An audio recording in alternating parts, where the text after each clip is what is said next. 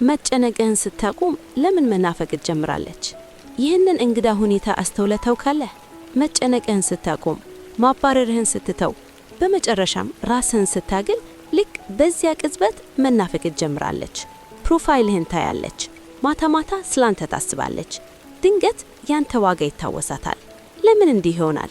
ዛሬ ያንተ ዝምታ ከንግግር በላይ ለምን ከፍ ብሎ እንደሚሰማና ወንዶች በስሜት ራሳቸውን ሲያግሉ ሴቶች ለምን መናፈቅ እንደሚጀምሩ ጥልቁን ስነ ልቦናዊ ምክንያት አብራራለሁ። እስከ መጨረሻው ተከታተል።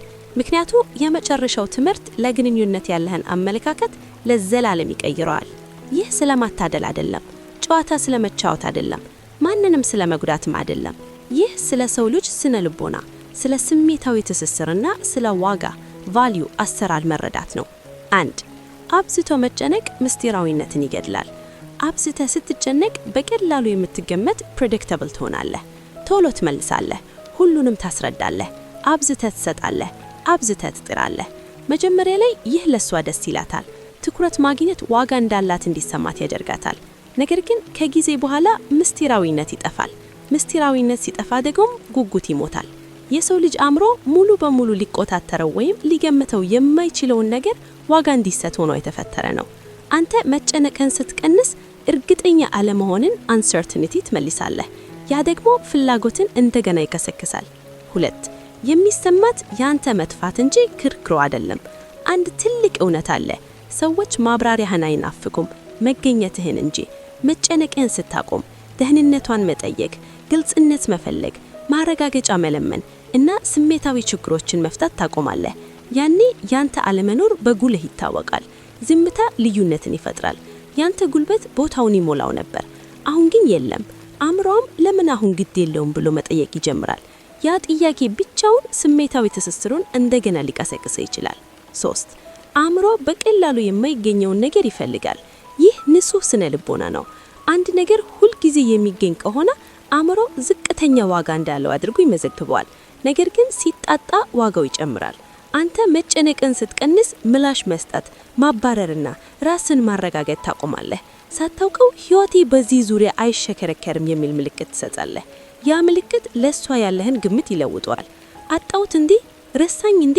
የሚሉ ጥያቄዎች ወደ መናፈቅ ይቀየራሉ። 4. በስሜት ራስን ማገል እንድታስብ ያደርጋታል። አንተ አብዝተህ በሚጨነጩበት ወቅት እሷ ማሰብ አያስፈልጋትም ነበር፣ ምክንያቱም ሁሉንም ነገር እያቀረብክላት ነበር። ነገር ግን ወደ ኋላ ስትል አእምሮዋ እንዲያስብ እድል ታገኝላታለህ። ያኔ እንዴት ትይዛት እንደነበር፣ ምን ያህል ታማኝ እንደነበርክና ምን ያህል ደህንነት ይሰማት እንደነበር ታስታውሳለች። ስሜታዊ ትውስቷት በአመክንዮ አይመራም፣ በናፍቆት እንጂ። 5. በድሮ የተበላሸውን መንገድ መመገብን ታቆማለህ። ብዙ ግንኙነቶች የሚከሽፉት አንደኛው ወገን የተበላሸውን መንገድ መመገቡን እየቀጠለ ስለሆነ ነው። በማብራሪያት፣ በማባረር፣ ለማስተካከል በመጥራት። አንተ ያንን ስታቆም መንገዱ ይፈረሳል። አሁን እሷ አዲስ ማንነትን ትጋፈጣለች። ትኩረት ለማግኘት የማይደራደር ማንነትን። ያለውጥ ስሜታዊ ውጥረት ይፈጥራል። ውጥረት ደግሞ ፍላጎትን ይጨምራል። 6. በጤናማ መንገድ የማይገመቱ ከሆንክ ታመቻለህ። ይህ አስፈላጊ ነጥብ ነው።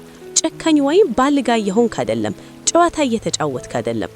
በቀላሉ ስሜታዊ ጥገኝነትን አቁመሃል። ስሜታዊ ነፃነት ማራቂ ነው። ያንተ ምላሽና ኢንቨስትመንት መገመት ሲያቅታት ጉጉቷ ይነቃል።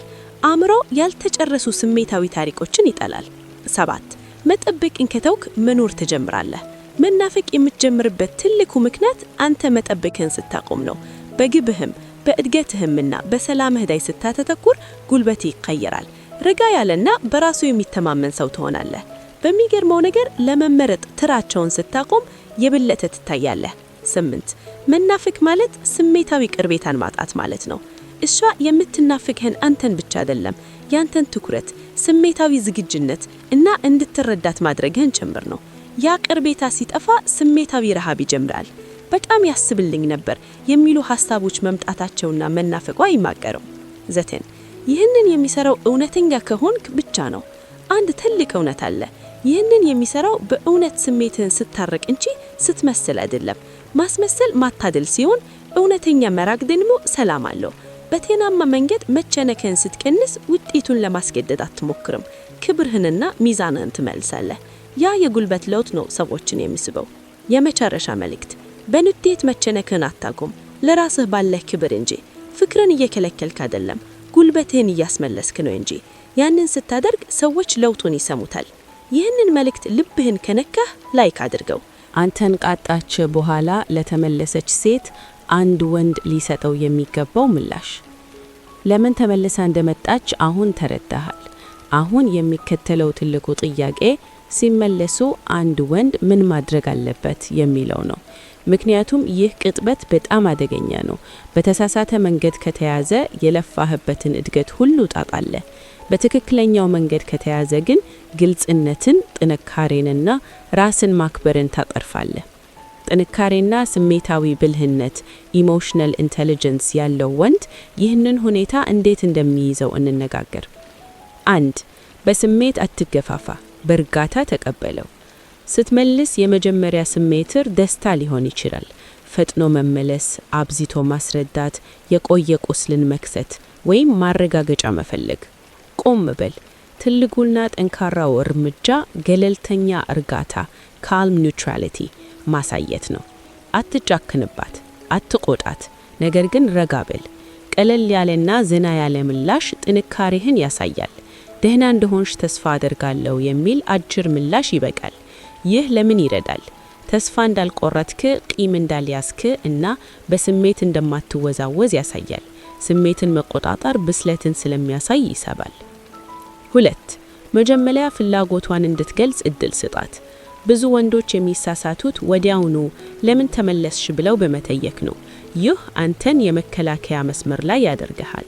ይልቁንም እሷ እንድታወራ ተዋት። የሚመለሱ ሴቶች ፍላጎታቸውን በተግባራቸው ይገልጻሉ። ስለ ህይወትህ ትጠይቃለህ? ይቅርታ ትጠይቃለህ? ኃላፊነት ትወስዳለህ? ወይስ ትኩረት ብቻ ነው የምትፈልገው? ዝምታ እውነቱን እንዲወጣ እድል ይሰጣል። ከሚቸክል ወንድ ይልቅ የሚያዳምጥ ወንድ ብዙ ይረዳል። 3. በፍጥነት ወደ ህይወትህ አታስገባት። ወደ መልእክት ሳጥንህ ተመለሰች ማለት ወደ ህይወትህ ተመለሰች ማለት አይደለም። መመለስ መገኘት ያለበት በሂደት ነው።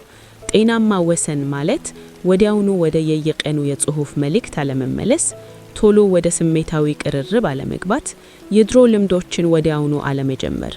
ይህ ቅጣት አይደለም፣ ራስን መጠበቅ እንጂ።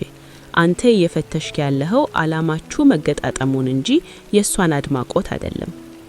4. ተግባሯን እንጂ ቃላቷን አትስማ። ማንኛውም ሰው ናፍቆኛል፣ ተቀይሬያለሁ፣ ዋጋህን አውቄያለሁ ሊል ይችላል። ነገር ግን እድገት የሚታየው በተግባር ነው። የበሰለ ወንድ እነዚህን ይመለከታል። ወጥ የሆነ ጥረት፣ ኃላፊነት መውሰድ፣ ለወሰነህ ክብር መስጠት። ቃላት ተስፋ ይፈጥራሉ፣ ተግባር ግን እውነትን ይገልጻል። ባህሪዋ ካልተቀየረ ታሪኩ ይደገማል። 5. በዓላማህ ጸንተህ ቆም። ወደ መለሰችባት ተመልሳ እንድትመታ ካደረጓት ትልልቅ ምክንያቶች ያንተ እድገት ነው። ስለዚህ አሁን ያንን አታቋርጥ። የየቀኑ ልምድህን፣ ሩቲንስ፣ ግብህን፣ ዲስፕሊንህን፣ ተልእኮህን ጠብቅ። ህይወቱን በዓላማው ዙሪያ የሚያደርግ ወንድ በስሜት የማይናወጥ ይሆናል። እሷ ለህይወትህ ተጨማሪ እንጂ መሰረት መሆን የለባትም። 6. ለመነሳት ዝግጁ መሆን። ይህ ከሁሉ ከባድ ግን ደግሞ ከሁሉ ኃይለኛ ህግ ነው። ክብር ከጠፋ እንደገና ዞር ብለህ ለመሄድ በስሜት ዝግጁ መሆን አለብህ። በንቄት ወይም በጭቅጭቅ ሳይሆን በቆረጠ እርጋታ። ጥንካሬ ማለት ማፍቀር እችላለሁ ግን ራሴን አልታውም ማለት ነው። የሚገርመው ደግሞ ይህ አስተሳሰብ ነው ጥልቅ ክብርን የሚፈጥረው። 7. ከለመድከው ህመም ይልቅ ሰላምህን ምረጥ። አንዳንዴ ሴቶች የሚመለሱት አዲስ ነገር ለመገንባት ሳይሆን ወደ ለመዱት ነገር ለመመለስ ነው። የለመድከው ነገር ደግሞ ሁልጊዜ ጤናማ ላይሆን ይችላል። ራስህን ጠይቅ። ይህ ግንኙነት ለእድገቴ ይረዳኛል? ክብር ይሰማኛል? ተግባባነታችን አሁን ግልጽ ነው? ጥረታችን ተመጣጣኝ ነው? መልሱ አይደለም ከሆነ መሄድ ውድቀት ሳይሆን እድገት ኤቮሉሽን ነው። ለወንዶች የመጨረሻ መልእክት፣ የእያንዳንዱ መመለስ እታፈንታ አይደለም።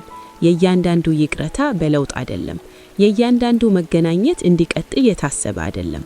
የበሰለ ወንድ በትኩረት አቴንሽን አይፈዝም። ይልቁንም አብሮ ለሚጓዝ ሰው ላይ መራጭ ይሆናል። ሴቶችን በቁጥጥር አታስተዳድርም። ሁኔታዎችን ግን በራስህ ክብር፣ በወሰንህና በግልጽነትህ ታስተዳድራለህ። ይህንን ስትረዳ ግንኙነትን ማባረድ ታቆምና መምረጥ ትጀምራለህ። ኮሜንት ላይ መጨነቅህን ስታቆም የናፈቀ ሰው አለ ብለህ ጻፍ። ለተጨማሪ ስነ ልቦናዊና ወንድነት እድገት ትምህርቶች ሰብስክራይብ አድርግ። ምክንያቱም ጠንካራ ወንዶች ትኩረትን አያባርሩም፣ ትኩረትን የሚስብ ሕይወት ይገነባሉ እንጂ።